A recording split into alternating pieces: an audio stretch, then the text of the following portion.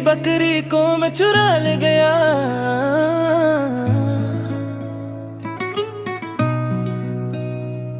नन्ही की बकरी प्यारी सी बकरी, सफेद सफेद मासूम सी बकरी, गांव की गलियों में चलती थी धीमी। अल्लाह की रहमत लगती थी करीब, लेकिन मैंने हंस कर यूं कह दिया, नन्ही मैं बकरी चुरा ले गया। लेकिन दिल ने फौरन पुकारा, ये रास्ता तो गलत साया गया।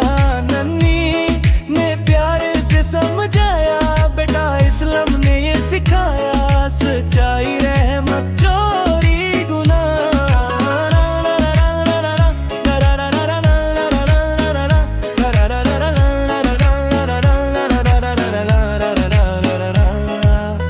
अल्लाह को है सबका पता है, सर झुका कर मैंने माना, मेरी शरारत थी अफसाना, बकरी को वापस प्यार दिया और अल्लाह से माफी मंगा दे।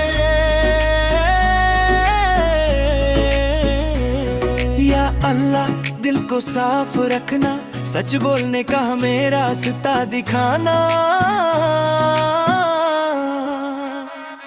अमानत हो या हो कोई जान, हिफाजत हो सब पर या रमान है। नानी मुस्कुरा कर बोली फिर, बेटा तू है मेरा फख्र, जो गलती मान ले दिल से उस पर अल्लाह की हो नजर से।